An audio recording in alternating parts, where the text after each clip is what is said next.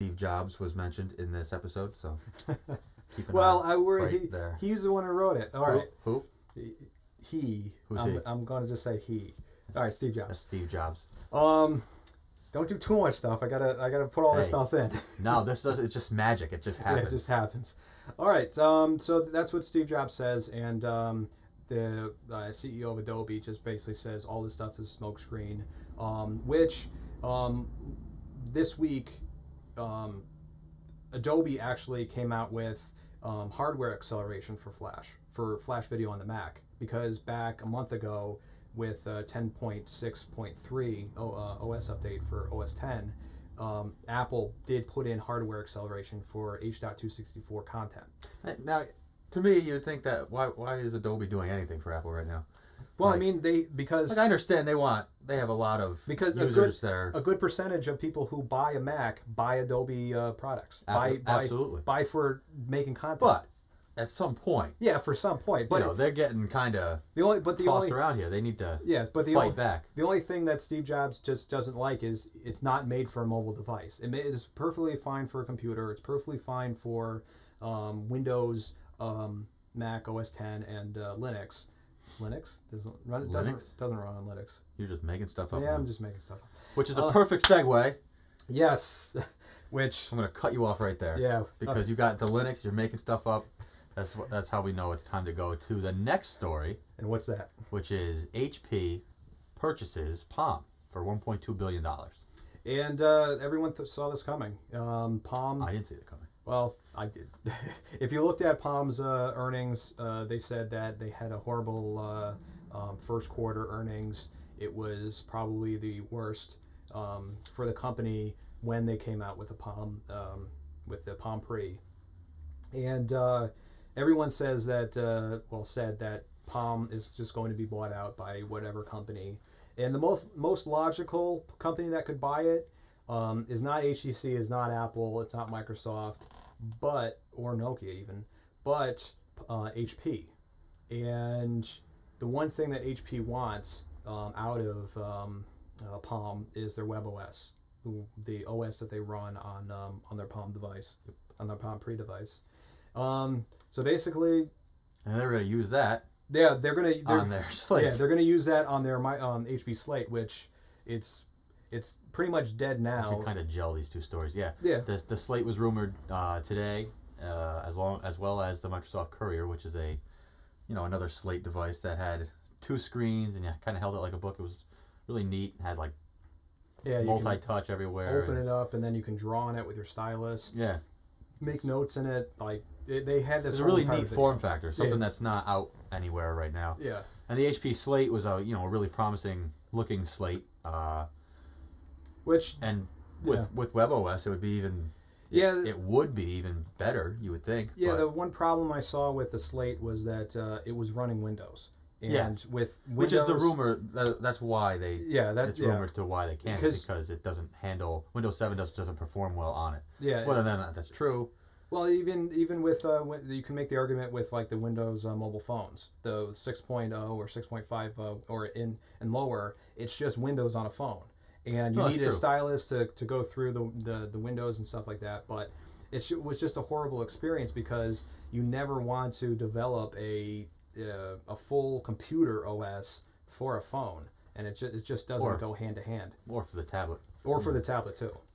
But you got to keep in mind, HP did just purchase Palm, mm-hmm. So there may be people that might be motivated to just leak rumors that aren't true. So yep.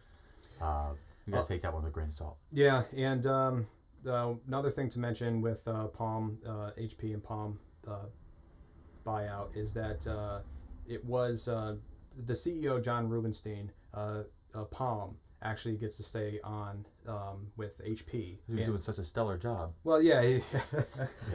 I mean, he did create a good phone, but there was just too much pressure from Apple. There was just too much pressure from Android, and they just couldn't survive with the Palm Pre and the Palm Pixie. Yes, that's the Palm Pre. The Palm Pre and the Palm Pixie. That's the Palm Pixie. They couldn't survive with that. Just going to make more work for me. So I'm just curious to see what HP does. But the one thing is, I bet it still comes out. That's my bet. I bet it's not canned. I bet it comes out in July as promised. Well, that's when the merger is going to happen. That's when it's going to finalize, and with the FTC. You heard it here first.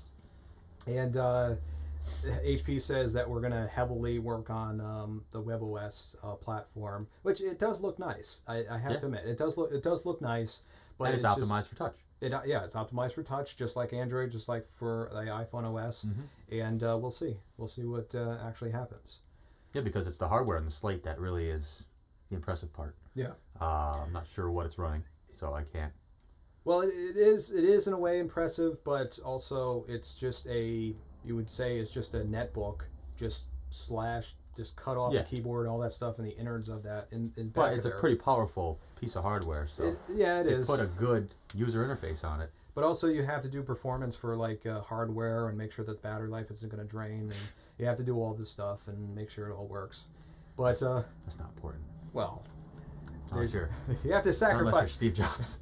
You have to sacrifice power for usability. But anywho, I was just about to say that's not entirely true, because if anybody watches Star Trek, everybody knows you can just run a level 2 diagnostic and reroute all the power from the warp engines into whatever you need it for. So this is not Star Trek. I'm just saying, this is Star Trek. That's the Enterprise. That's the Enterprise. Okay. All right.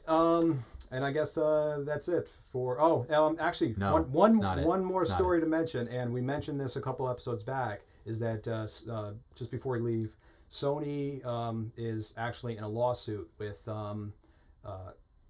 it's a class action lawsuit. They're against I don't know if it's been everyone. Picked up yet by anybody. But there's I think at the tune of $5.2 million, and they say that they're trying to get back.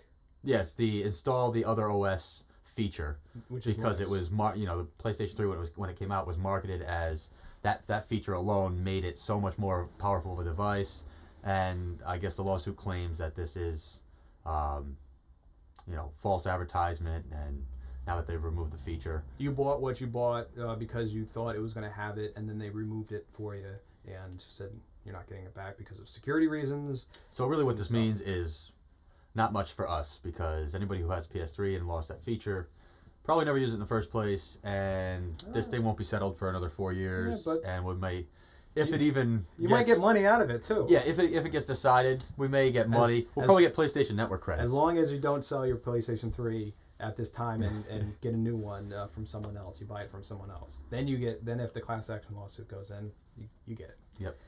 All right, good episode. Good episode. Good episode. Yep. Nice job. Nice job, Dust. Nice job. Thank you. Nice screen there. Yep. And where are we again? We're in ocean. No, on the beach. On the beach. On the beach. Nice. Is that Rambo? No. Nice. All right. For Dustin Dabrowski and Brian DeMoney.